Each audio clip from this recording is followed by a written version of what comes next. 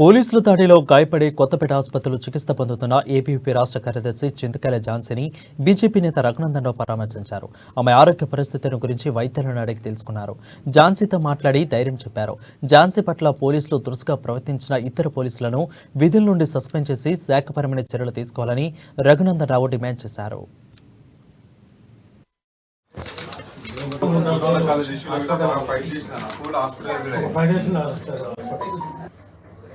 University cancellation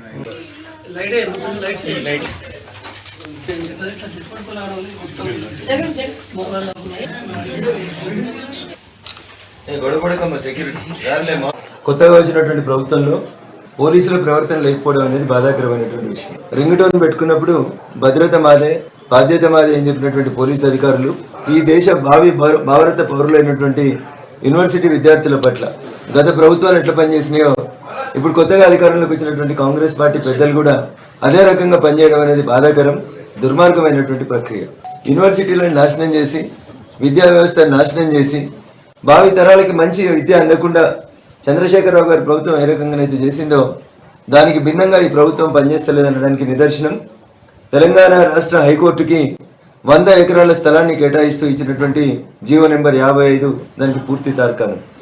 ఈ రాష్ట్రంలో జాగలే లేనట్టు అన్నీ నాకు తెలుసు, రియల్ ఎస్టేట్లోనే నిష్ణాతుని అని చెప్పుకునేటువంటి రాష్ట్ర ముఖ్యమంత్రి రేవంత్ రెడ్డి గారు యూనివర్సిటీ స్థలాలని హైకోర్టు కేటాయించడం అనేది బాధాకరమైనటువంటి విషయం.